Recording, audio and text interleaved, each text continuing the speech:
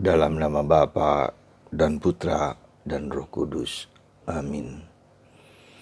Berhembuslah Roh Kudus di tempat ini. Berhembuslah Roh Kudus dengan kuasa-Mu. Pulihkanlah gereja-Mu di saat ini.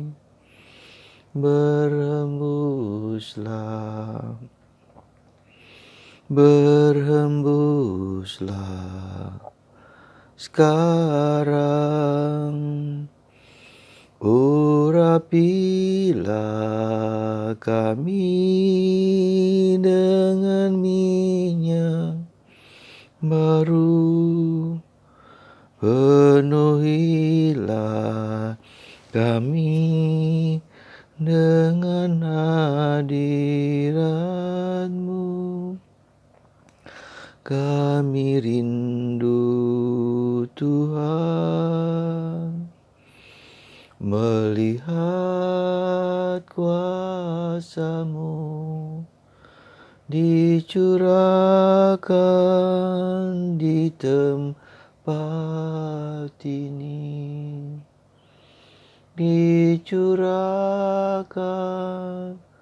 di tempat ini. Bapa, Putra, dan Roh Kudus, berkatilah kami hamba-hamba-Mu yang mendengar sabda dan firman-Mu. Semoga Engkau sendiri yang mengilhami hati pikiran kami, menguasai diri kami dengan Roh Kudus-Mu. Terima kasih Tuhan. Amin. Para saudara-saudariku yang terkasih dalam Kristus, pada hari Minggu tanggal 20 ini kita diajak, atau tanggal 19 ini kita diajak untuk menyadari bahwa hidup kita adalah gandum dan pada saat yang sama adalah ilalang. Dan itu juga ada dalam setiap manusia. Tuhan menciptakan kita dengan baik, memberikan kepada kita anugerah yang luar biasa, keserupaan, kecitraan dengan Allah. Dia memberikan kepada kita suara hatinya, lakukan yang baik, hindari yang jahat. Kita didorong terus-menerus untuk melakukan yang baik. Sekali lagi, untuk melakukan yang baik dalam segala apapun, dalam situasi apapun. Tetapi kita tahu juga, ternyata di dalam diri kita ada kekuatan lain, ada kecenderungan yang lain yang membuat kita tidak mau melakukan yang baik. Kita mau berdosa, kita menjauh dari Allah. Dan itu ilalang yang Tuhan, yang diberikan, katakanlah di dalam perumpamaan hari ini, yang ditaburkan oleh si jahat.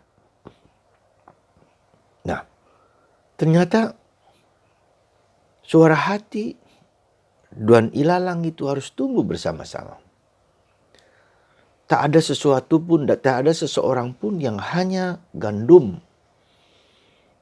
Nah, ketika tahu Tuhan bahwa manusia dengan ciptaan, dengan suara hati, dengan dosa asal, dengan ilalang itu. Nah, ilalang itu apa?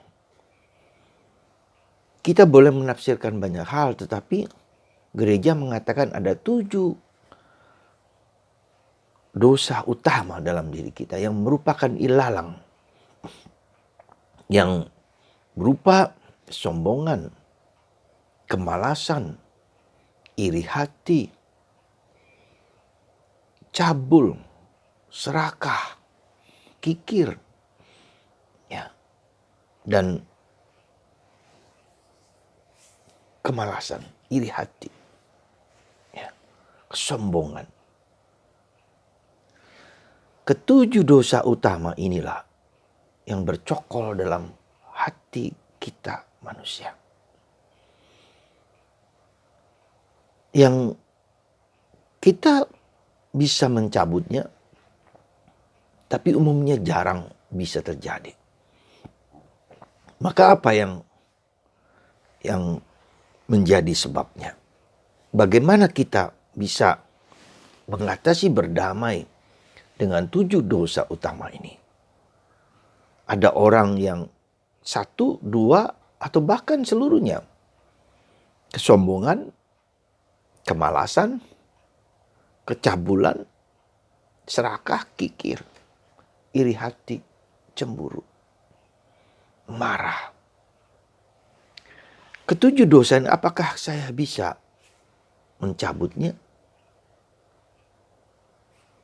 Agak jarang, agak susah untuk mencabut satu dari semua itu. Maka apa yang dilakukan oleh Yesus? Yaitu dengan memberikan kepada kita anaknya Yesus. Allah memberikan kepada kita anaknya Yesus, Sang Juru Selamat, menjadi penyelamat, menjadi penebus dengan mengorbankan hidupnya bagi kita. Maka Tuhan memberikan kepada kita Roh Kudus-Nya, Roh Allah sendiri, dirinya sendiri. Bukan hanya rahmat demi rahmat, tapi Roh Allah sendiri.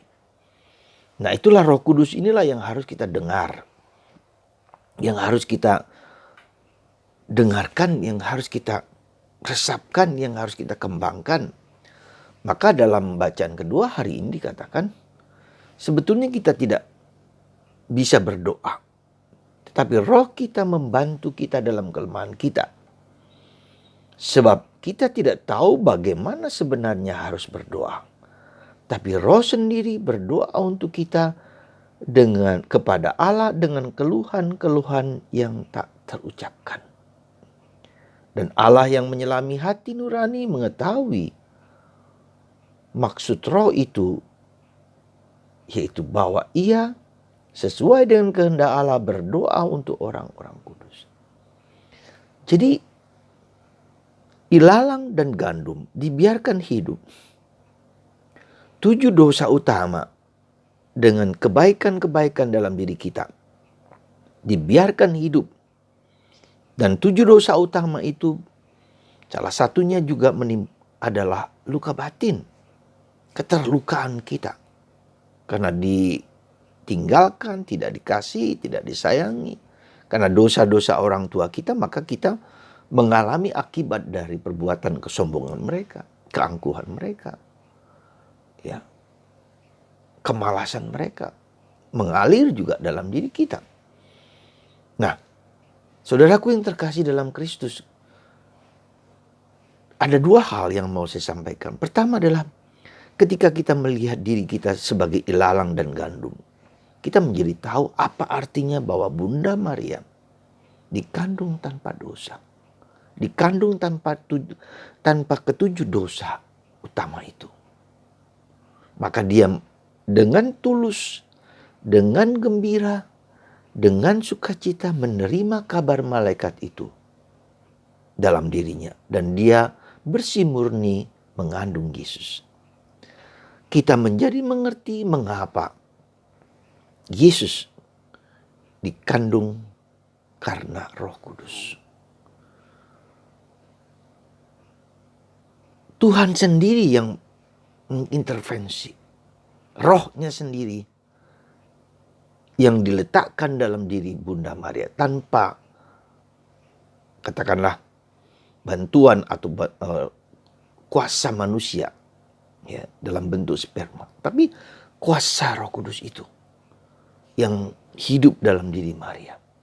Sehingga Yesus suci, murni, bersih, tulus, ya, total dalam pemberian hidupnya. Nah, itu satu hal. Sehingga apa artinya bahwa kita dipanggil kepada kekudusan.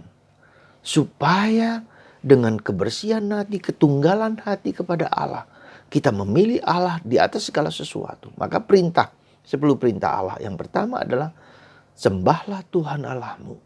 Hanya Allahmu saja, tidak kepada yang lain. Itu yang dimaksud dengan hati yang murni, hati yang suci, hati yang kudus. Kita menjadi kudus seperti Bunda Maria, seperti Yesus, mempersembahkan seluruh diri kita ya kepada Tuhan dengan segala kekurangan dan keterbatasan. Itu yang pertama yang harus kita sadari. Yang kedua, bagaimana cara kita mengatasinya? Paulus mengatakan, Paulus menghendaki supaya duri-duri, ilalang-ilalang itu yang menusuk tubuhnya, dosa-dosa itu dibuang, diangkat, ya, dipotong, ditebas seperti yang diminta dalam bacaan Injil hari ini. Dan Yesus mengatakan tidak. Ya. Artinya membiarkan dosa, kelemahan, keterbatasan itu bersamaan dengan Roh Kudus. Supaya apa? Supaya kita lebih memperhatikan Roh Kudus itu. Hidup dalam Roh itu. Dalam bahasa Yesus, supaya cinta yang Tuhan berikan kepada kita itu semakin kuat, semakin dalam, dan kita dengan cinta itu dapat mengatasi kelemahan dosa-dosa kita. Semakin banyak cinta, semakin kuasa Roh Kudus tinggi, kuasa kegelapan, kejahatan, dan dosa ditimbuni oleh kasih Allah. Yesus mengatakan, atau Paulus mengatakan, kasih mengatasi segala-galanya. Maka apa yang harus kita lakukan? Yaitu bahwa keberadaan dua kecenderungan ini yang baik, mendengarkan Allah, mendekat Allah, kecenderungan untuk menjauh dari Allah adalah satu bagian yang ada dalam diri kita. Yang dalam diri kita ada, maka kita perkuat Roh Kudus ini. Kita dengarkan Roh Kudus ini. Maka pada kalimat terakhir dari Injil hari ini, kalau kamu punya telinga, hendaklah kamu mendengarkan.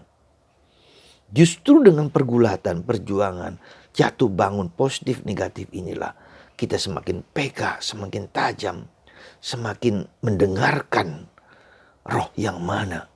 Roh Kuduskah? Atau roh kudakah? Atau kejahatankah? Suara hati, lakukan yang baik atau hindari yang jahat? Atau buah-buah roh? Ya, mengampuni, memaafkan, ya, menerima satu sama lain, mencintai apa adanya. Agape. Nah, buah-buah roh itulah adalah yang harus kita dengarkan. Maka tujuan kita dalam hidup ini adalah seperti bacaan kedua hari ini. Tujuannya adalah bacaan kedua hari ini. Roh yang ada dalam diri kita itu berdoa untuk kita dengan keluhan-keluhan yang tak terucapkan. Maka saudaraku, mari kita kembangkan, kita tumbuhkan supaya roh dalam diri kita semakin kuat, semakin tajam, semakin dalam, dan semakin menguasai hidup kita. Maka kita harus, apa yang harus kita lakukan? Belajar setiap hari untuk mendengarkan Roh Kudus, untuk mengajak Roh Kudus, untuk hidup dalam diriku. Maka tadi pada awal mula saya mendoakan berhembuslah Roh Kudus, berhembuslah Roh Kudus dalam diriku dan kita. Semoga saudaraku terkasih dalam Kristus, kesadaran kita akan Roh Kudus menjadi kekuatan yang harus kita tumbuhkan, berkembangkan dalam keseharian kita. Ketika kita bekerja, ketika kita melakukan aktivitas tertentu, undanglah Roh Kudus. Undanglah, datanglah Roh Kudus, datanglah Roh Kudus ke dalam hatiku yang lemah berdosa ini. Selalu, ya, ketika kita bertemu dengan orang lain, ketika kita mewartakan kabar Yesus, ya, Roh Kudus, nyatakanlah kuasa-Mu dalam mulutku, pikiranku, hatiku. Biarkan pikiranku, tubuhku, ragaku, Engkau sendiri yang berkuasa. Pakailah tubuhku, mulutku. Ya. Coba kesadaran ini ketika kita mengevangelisasi, men-sharekan, membagikan Kristus kepada orang lain. Roh Kudus, supaya orang lain melihat Kristus. Roh Kudus, saatnya kita harus evangelisasi. Di mana kita berada, mohon Roh Kudus, supaya roh itulah yang menuntun, membimbing, menuntun kita, menggerakkan hidup kita. Saudaraku terkasih, semoga Anda, saya, kita semua dikuatkan, diteguhkan, dan menyadari lebih dalam Roh Kudus itulah yang ada dalam diri kita semakin berkuasa, semakin tinggi, semakin mendalam. Seperti juga kalau kita lihat dalam diri Santo Yosef yang mendengarkan Roh Kudus yang berupa mimpi dalam hatinya. Santo Yosef, ambillah Maria sebagai istrimu, karena yang di dalam rahimnya adalah karena Roh Kudus, dan harus kau namai Yesus Kristus. Saudara, semoga kita semua kudus, hidup kita kudus bersama Bunda Maria, bersama Roh Kudus. Tuhan memberkati Anda. Dan bagi Anda yang sakit menderita, supaya tetap tabah menanggung ilalang-ilalang dalam hidup kita, sehingga pada waktunya Tuhan menunjukkan kuasa-Nya dalam diri Anda yang sakit, yang menderita, dan tetap tabah dalam segala sesuatu. Tuhan memberkati Anda dan menyembuhkan Anda bila berkenan kepadanya, Bapa dan Putra dan Roh Kudus. Amin.